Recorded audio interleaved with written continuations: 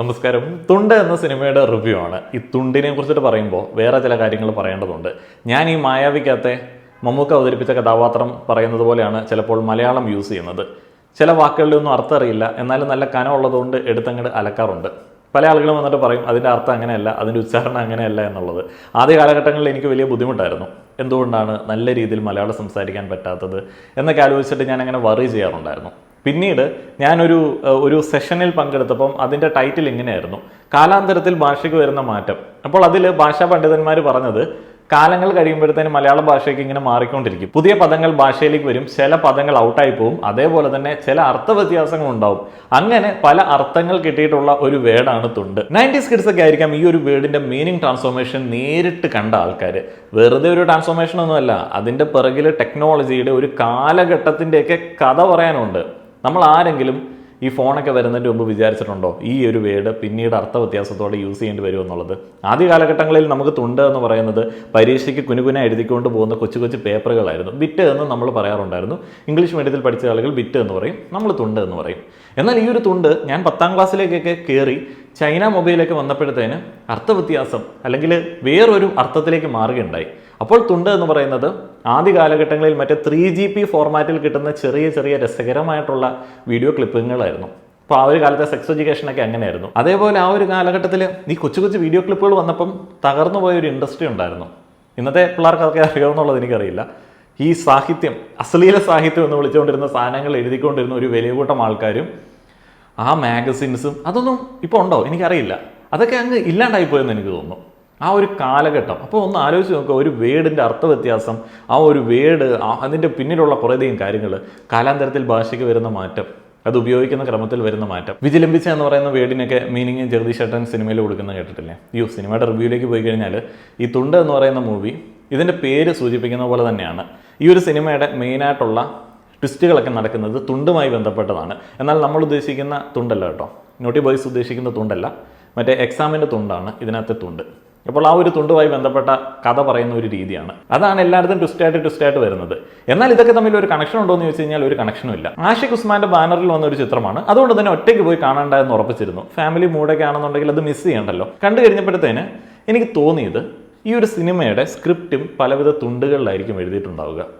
അതുകൊണ്ട് തന്നെ തമ്മിൽ ഒരു കണക്ഷനും ഇല്ല. ഓരോ തുണ്ട് പേപ്പറിൽ എഴുതിയ ഓരോരോ സീനുകൾ, ഓരോരോ സിറ്റുവേഷൻസ് ഒരു ബന്ധവുമില്ല. എന്നാൽ ഈ ഒരു സിനിമയ്ക്ക് ഗംഭീരമായിട്ടുള്ള സാധ്യതകൾ ഉണ്ടായിരുന്നു. നല്ല ഗംഭീരമായിട്ടുള്ള മ്യൂസിക് ഡയറക്ഷൻ, പെർഫെക്റ്റ് ആയിട്ടുള്ള ഒരു കാസ്റ്റ്, ബാക്കി എല്ലാ സാധനങ്ങളും.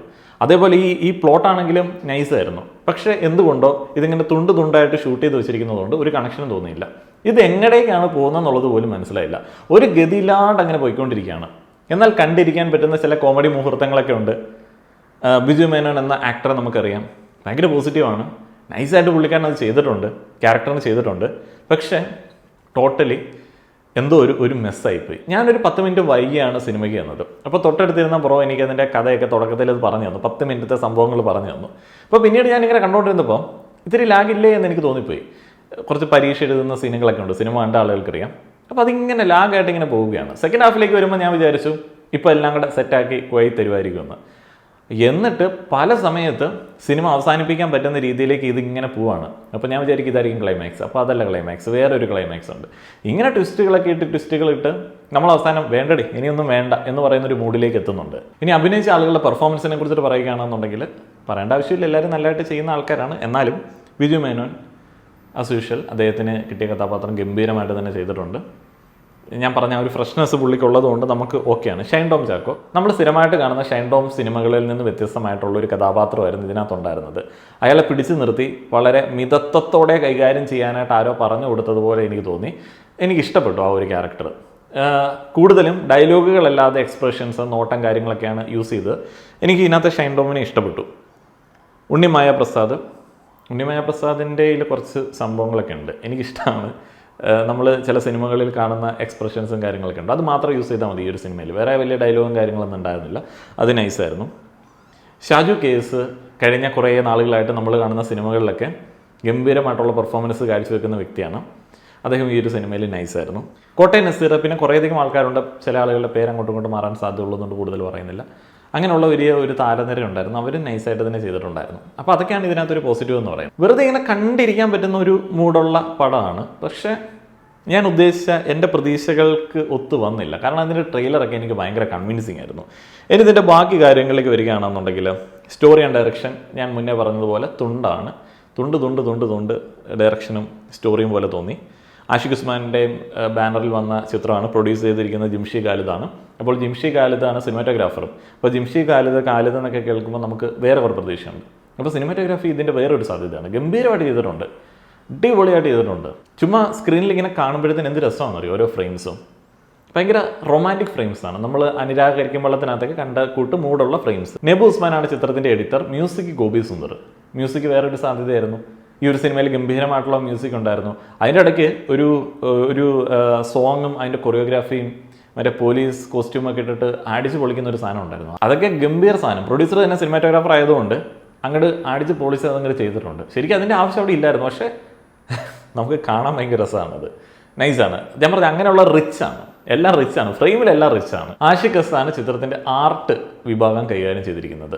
ഇതിനകത്ത് എടുത്തു പറയേണ്ട കുറച്ച് ആംബിയൻസുകളുണ്ട്. പോലീസ് സ്റ്റേഷൻ, എയർ ക്യാമ്പ്, അങ്ങനെയുള്ള കുറേയധികം കാര്യങ്ങൾ ഗംഭീരമായിട്ട് വന്നിട്ടുണ്ട്.